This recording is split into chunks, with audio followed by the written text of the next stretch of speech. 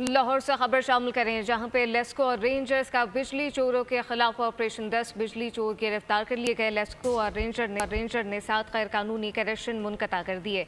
चोरी में इस्तेमाल होने वाली तारें 15 मीटर भी कब्जे में ले ली गई हैं। लाहौर में लेस्को और रेंजर का बिजली चोरों के खिलाफ ये ऑपरेशन, तफसीलात क्या है अब्दुर्रहमान से जानते हैं। जी अब्दुर्रहमान।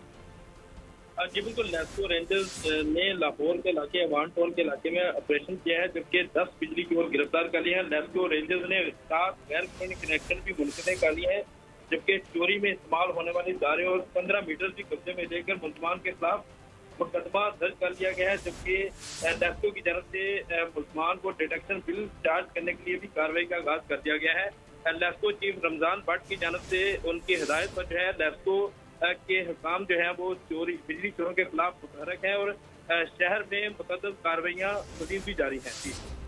अब्दुर्रहमान, बहुत शुक्रिया। सब्सक्राइब करें और बेल दबाएं ताकि कोई खबर रह न जाए।